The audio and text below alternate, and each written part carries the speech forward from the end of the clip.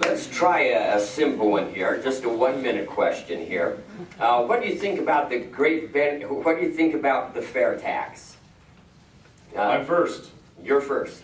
So, great. I understand the premise. 1 minute on Yes. this one. I understand the premise for the fair tax. There's some problems. I don't support a fair tax. Let me tell you why I don't support a fair tax. The first one is, we switch to a fair tax. Those that have already paid taxes on their income will now pay sales tax. So this primarily affects retirees. They will now pay sales tax. We end up with a double taxation on the sales tax, on the fair tax. The other thing is, I don't trust the federal government to keep their hands out of this is the most important, the sales tax and the income tax. I truly believe that once we open the door to the sales tax, we end up with both. The other thing is, you get some really screwy laws. The Wall Street Journal just reported that in Britain, there is a difference in tax policy based on the bra size that you wear. And that is what we will get in this country with this when we open the door to the sales tax. I don't think we should open that door. I prefer a flat tax. And if we can't get a flat tax, we should flatten the existing tax code.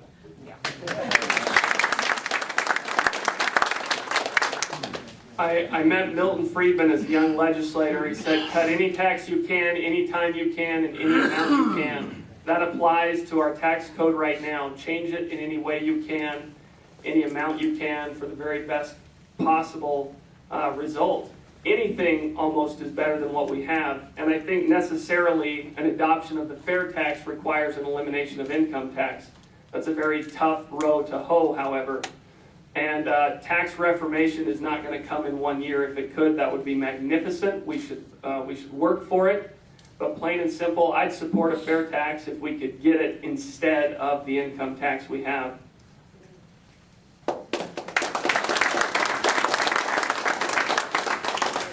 Okay, let's kind of change topics real quick here, and we'll just make these short answers as well. Morgan, this is your turn to start out here. We're in a world government here, and we need to deal with the other nations of the world. What's your feelings on the UN or NATO, or what role should America play? Let's just go on a short 1 minute on this one, and then we'll have another foreign policy question.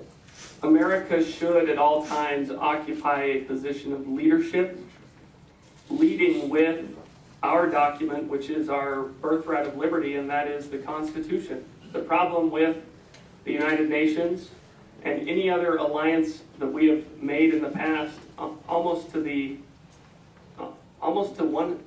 100% of those we've entered into have not been on our terms.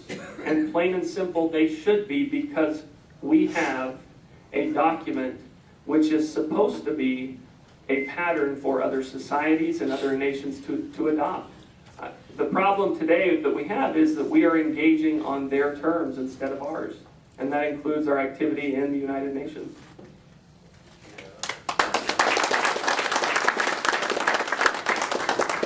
I also think we have a role to play in the international community. I think that we should play on our own terms.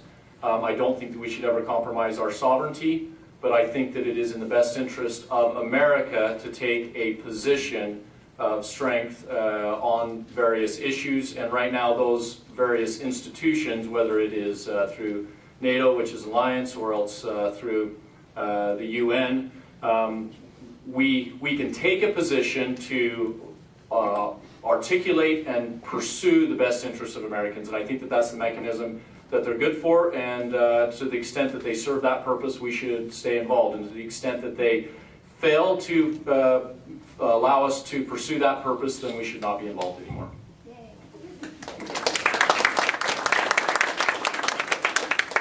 And I'm going to ask a sister question, and this is a little bit more complex, so this was a 2-minute question.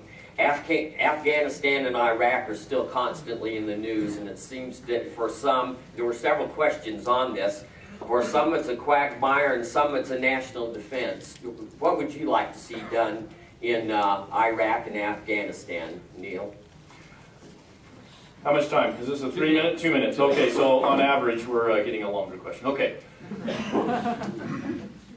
Afghanistan and Iraq.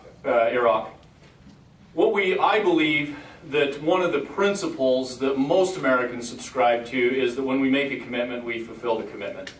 I understand that the circumstances under which we entered those two conflicts, with hindsight, we might have made a different decision.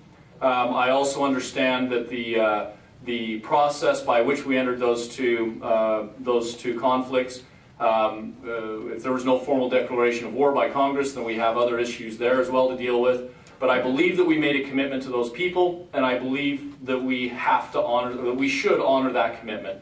We either need to be in or we need to be out, and we've made a commitment to be in, and I think that we should not create a vacuum by essentially vacating and leaving those two countries. One of the things that I think is really interesting to talk about here, though, is one of the reasons why we are drug into conflicts all over the world is because our energy policy is partially dictating our international policy. Today we are pursuing interests internationally because we've chosen not to develop our own natural resources. And this comes back to you whether you want to talk about public lands or you want to talk about environmental policy, but the basic concept is that we have enough resources that we don't have to get involved in conflicts that don't have anything to do with us if we choose. But when we choose to export our energy policy to other nations, then we end up subject to dealing with regimes that are very often unfriendly, and that could be Russia, that could be Venezuela, or in this case it could be regimes in the Middle East.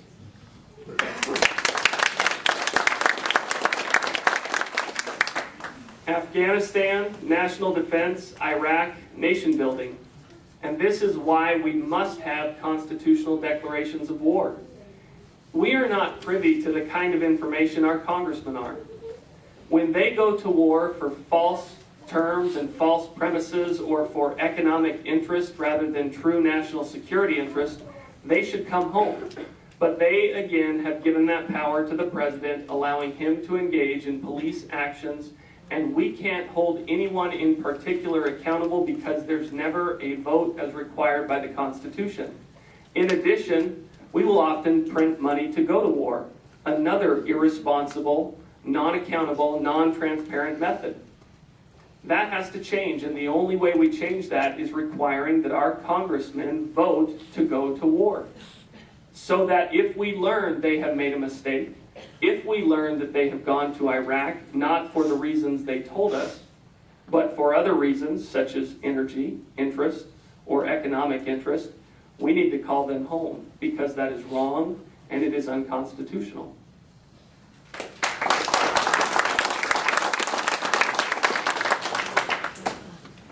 Okay, Neil brought up